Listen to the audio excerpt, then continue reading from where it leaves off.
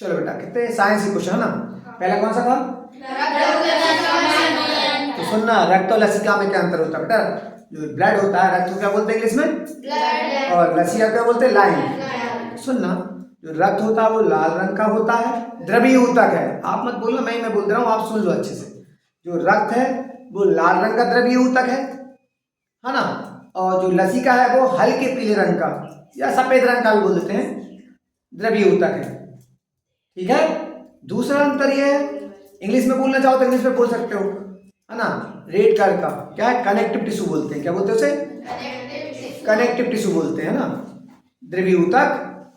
और अच्छा, दूसरा पॉइंट ये है कि इसमें आरबीसी पाई जाती है। रक्त में क्या पाई जाती है बेटा? आरबीसी का फुल फॉर्म भी पता होगा आपको, रेड ब्लड सेल्स, लाल रक्त कणिका। बेटा इधर सुनना है, आपको ध्यान देना।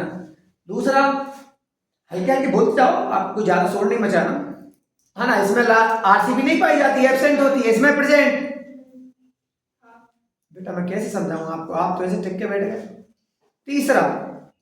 तीसरा होता है, इसमें रक्त है ना, ब्लड है, तो उसमें बेटा अवशिष्ट पदार्थ नहीं रहेंगे, वेस्ट मटेरियल नहीं होते बेटा। रक्त में कम होते हैं अवशिष्ट पदार्थ, कम होते हैं। ठीक है, होते कम होते हैं वेस्ट मटेरियल, लेकिन बेटा लसिका में वेस्ट मटेरियल बहुत ज्यादा होते हैं, अवशिष्ट पदार्थ बहुत। हल्के हल्के साउंड में बोलो, अच्छा लगेगा। फिर चौथा है कि सबसे बड़ी बात, चौथा आपका पॉइंट इतना अच्छा है उसमें रक्त में कि प्रोटीन बहुत ज्यादा होता है। क्या होता है?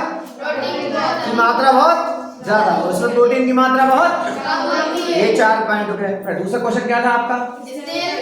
देखो, स्नेल का नियम आप जब बोलोगे तो स्नेल का नियम बेटा है ना, जो आपने अपवर्तन पढ़ा हुआ है, अपवर्तन इंग्लिश में बोलते हैं रिफ्रैक्शन। क्या बोलते हैं? रिफ्रैक्शन। तो बेटा क्या होता है, वो आपतन कोण होता है ना, उसको इंग्लिश में बोलते हैं इंसिडेंट एंगल। आपतन कोण की ज्या और अपवर्तन कोण की ज्या का अनुपात एक नियतांक होता है। क्या होता है? इंग्लिश में बोलना चाहोगे तो रेशो किसका? इंसिडेंट एंगल का और रिफ्रैक्टेड एंगल का। रेशो एक कांस्टेंट होता है। क्या होता है? नियतांक होता है, उसे माध्यम का अपवर्तनांक भी कहते हैं। और अपवर्तनांक को आप इंग्लिश में बोलते हो रिफ्रैक्टिव इंडेक्स। क्या बोलते हो? तो जो इंसिडेंट था ना रे, उसका एंगल, और जो रिफ्लेक्टेड रे थी उसका एंगल का रेशो क्या होता है? कांस्टेंट। ये कौन सा नियम है बेटा? ये दूसरा नियम कहलाता है रिफ्रैक्शन का, इसी को बोलते हैं स्नेल का नियम। फिर उसके बाद क्या पढ़ाया था? ध्रुव।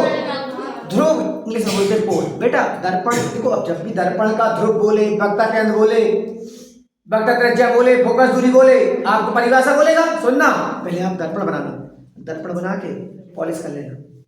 कोई सा दर्पण बना लेंगे, 2 प्रकार के होते हैं, अवतल और उत्तल। अब वो समतल भी होता है, फिलहाल अवतल उत्तल ही बोलते हैं ना, वो समतल अभी छोड़ो, प्लेन वाले छोड़ दो। तो कॉनकेव और कॉन्वेक्स, कितने मिरर होते हैं बेटा? 2 टाइप्स के, कॉन्वेक्स और कॉनकेव। प्लेन भी होता है ना। चलो छोड़ो, अब आपको बोलने की चारों की परिभाषा जब आएगी तो आप कहते हैं सबसे पहले डायग्राम बनाना। तो डायग्राम बना के परिभाषा बहुत अच्छी से दिखती है। तो आपने मुझसे किसी परिभाषा पूछी ध्रुव की, तो बेटा आप दर्पण जब बनाते हो तो ग्लान खींचते हो ना बीच में से, उसे बोलते हैं मुख अक्ष। क्या बोलते हैं? तो बोलो, मुख्य अक्ष दर्पण के जिस बिंदु से जाती है, क्या होता है वो?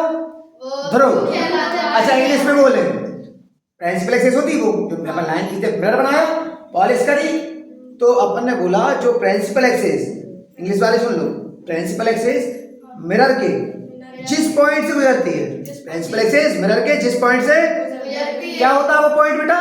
पोल। तुमको कि भैया हमें क्या बता दो? वक्रता त्रिज्या बता दो। अभी त्रिज्या ने आपने वक्रता केंद्र पूछा, क्या पूछा? तो वक्रता केंद्र इंग्लिश में बोलते हैं सेंटर ऑफ कर्वेचर। क्या बोलते हैं? तो बेटा कुछ नहीं होता, वक्रता केंद्र होता है दर्पण जिस गोले का कटा भाग होता है। बोलो, दर्पण उस दर्पण का केंद्र, हाँ उस गोले का केंद्र कहलाता है वक्रता केंद्र। क्या बोलोगे भाई? दर्पण जिस गोले का कटा हुआ भाग होता है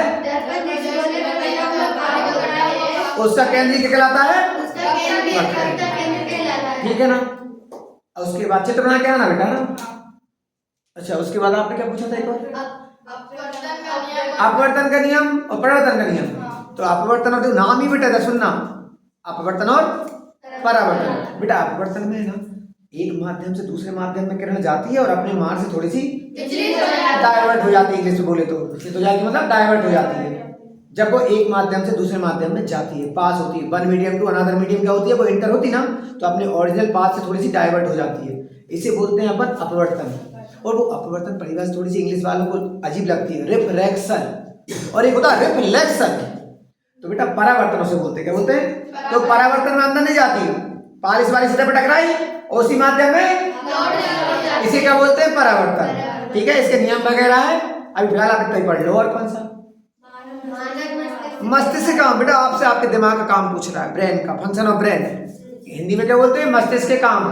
तो मस्तिष्क करता है, सबसे पहले तो करो जैसे कंप्यूटर नहीं, कंप्यूटर हुआ एनर्जी, वो इंफॉर्मेशन को क्या करता है? स्टोर करता है ना, ऐसे ही बोल दो मस्तिष्क भी हमारी सूचनाओं को स्टोर करता है। स्टोर का मतलब इंग्लिश में, हिंदी में बोलेंगे संग्रहण, साइंस में बोलो ना, संग्रहण। क्या करता है वो? सूचनाओं को करता है, फिर क्या करता है? दूसरा आप क्या बोल के आना, हाँ, एक तो आपके बॉडी का बैलेंस भी करता है, शरीर का, जिसका दिमाग ठीक होता है उसका चाल ढाल भी ठीक होती है। तो ब्रेन क्या करता है बेटा? आपकी शरीर को संतुलन बनाए रखता है, इंग्लिश में बोलते ना, बॉडी को बैलेंस करता है। फिर बेटा और करता है मस्तिष्क, जो और ज्यादा आपके जो बेटा आपके शरीर जो बना है, बहुत सारे आपके पार्ट्स हैं, जैसे एग्जाम्पल दूं, आपका तंत्रिका तंत्र है, नर्वस सिस्टम है ना, ओके, तो उन सबको क्या करता है? कंट्रोल करता है, उन सब पर भी नियंत्रण बनाए रखता है। मस्तिष्क करता है शरीर के अन्य भागों पर भी नियंत्रण बनाए रखता है। और क्या करता है बेटा मस्तिष्क? हाँ, जो वो सुनो, जो इच्छाएं, वो कौन सी क्रियाएं होती है? अनैच्छिक। इंग्लिश में क्या पढ़ा था अपन ने अभी? एवोलेंटरी। क्या था? हाँ देख लेना आप, ये वॉलेंटरी था, क्या था वो मैं भूल गया।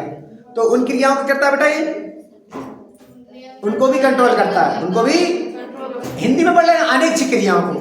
अनैच्छिक क्रिया की परिभाषा पढ़ाई थी ना बेटा, क्या होती है? उनको क्या करता है? कंट्रोल।